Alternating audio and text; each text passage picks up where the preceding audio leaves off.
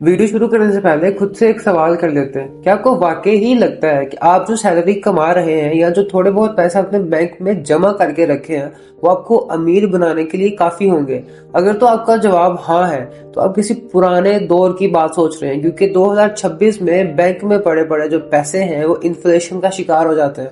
और अगर आपका जवाब ना है तो इस वीडियो को स्किप करने का आपके पास कोई रीजन नहीं है, क्योंकि इस वीडियो में मैं ऐसे टॉपिक की बात करने जा रहा हूँ जो अमेरिका और इंडिया में बहुत आम है और पाकिस्तान में लोगों को इस चीज की नॉलेज नहीं, क्योंकि कोई उन्हें बताता ही नहीं है। अमेरिका के 50% हाउस होल्ड म्यूचुअल फंड में इन्वेस्ट करते हैं, क्योंकि उन लोगों को पता है कि बैंक सिर्फ ट्रांजैक्शन के लिए होते हैं, वेल्थ बिल्डिंग के लिए नहीं।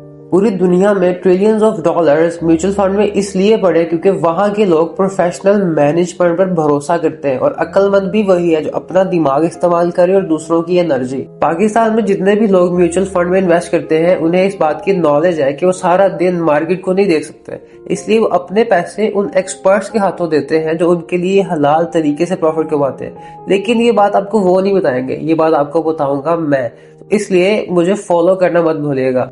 और आज भी पाकिस्तान में बहुत सारे लोगों का सिर्फ ये सोचना है कि पैसे अगर महफूज करने हैं तो जमीन खरीद लीजिए या सोना खरीद लीजिए। किसी हद तक ये सोचना भी सही है, लेकिन इस दौर में डिजिटल एसेट्स और डाइवर्सिफाइड फंड्स भी दौलत कमाने का और उसे महफूज करने का एक बेहतरीन तरीका है। अब सवाल ये है कि क्या ये हलाल है या हराम है, क्योंकि बीइंग मुस्लिम हमें इस बात का बहुत ख्याल रखना है कि हम जिस तरीके से पैसे कमा रहे हैं या जो पैसे कमा रहे हैं वो हलाल होने ही चाहिए। और इसका सिंपल सा जवाब ये है कि Islamic mutual funds conventional banking से बिल्कुल मुख्तलिफ है। आप यहाँ पर किसी बैंक को कोई कर्जा नहीं दे रहे जिसके बदले में आपको इंटरेस्ट मिलता है, यहाँ पर आप एक बिजनेस के पार्टनर बन रहे हैं जिसपे आपको प्रॉफिट मिलेगी। आपके पैसे शरह बोर्ड की निगरानी में पाकिस्तान की टॉप कंपनीज में इन्वेस्ट किए जाते हैं। अगर उन कंपनीज को प्रॉफिट होती है तो उसमें आपका भी हिस्सा होगा, लेकिन अगर खुदा न खास्ता उन्हें नुकसान हो जाता है तो उसमें आपको भी नुकसान उठाना पड़ेगा। और इस्लाम में इसी को तिजारत कहा जाता है, जहाँ पे नफा भी हो और नुकसान भी।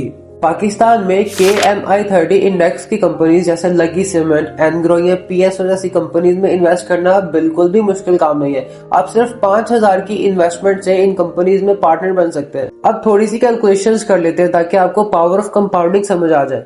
मान लीजिए आपने आज 1 लाख रुपए पाकिस्तान में रहते हुए किसी भी इस्लामिक मनी मार्केट फंड में इन्वेस्ट कर दिए। पाकिस्तान के पिछले 10 सालों के रिकॉर्ड्स अगर उठा के देखे जाए तो किसी भी अच्छे फंड ने 15 से 18% तक का रिटर्न रेट दिया है। अगर आप 15% भी पकड़ लेते हो ना तो आपके 1 लाख रुपए 5 साल के बाद करीबन 2 लाख चंद हजार रुपए बनेंगे, और वही 10 साल के बाद 4 लाख बनेंगे बगैर किसी मुशक्कत के, और वो भी हलाल तरीके से। वहीं अगर ये 1 लाख रुपए बैंक के सेविंग अकाउंट में पड़े रहते तो शायद इनकी पावर ऑफ परचेजिंग कुछ अरसे के बाद ही 60-70 हजार तक रह जाएगी। मैं ये चाहता हूँ कि आप सिर्फ मेरी बात पर एतबार न करें बल्कि आप खुद भी डाटा देखें।